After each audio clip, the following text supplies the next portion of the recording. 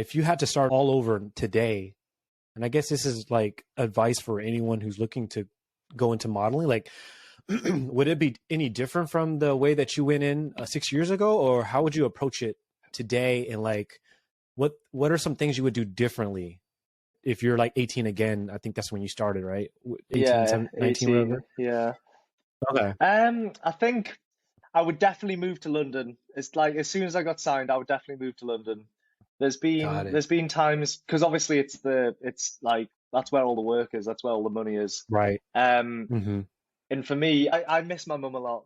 Like, I'm a mama's boy. So I've got to be in the same city as her. So for me, if I started when I was 18, I would have to move to London. It's what you need to do for castings, jobs, like go seeing clients. It's a must. But yeah, that's what I'd do different. Just definitely move to London. Like, my advice to any model who's starting out, if you get signed in London, move to London. It'll make your life so much easier. And then to get signed to an agency, like, do you do the same way where you just take the pics and then hopefully that gets sent around, or like what are some ways you can get noticed with agencies? And you have to have an agency, right? Like, to get into these jobs and gigs.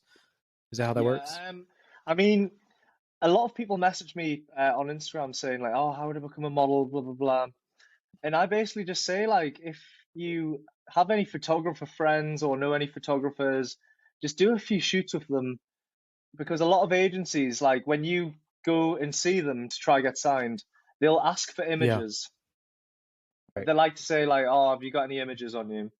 To which you can then be like, "Yeah, I've got these off my professional photographer friend." But yeah, the best way to get signed is definitely just get some images sorted, a few different looks with like sports, some with suits. And then just take them to agencies and just literally go around every single agency in that city, so you have a choice and get signed that way.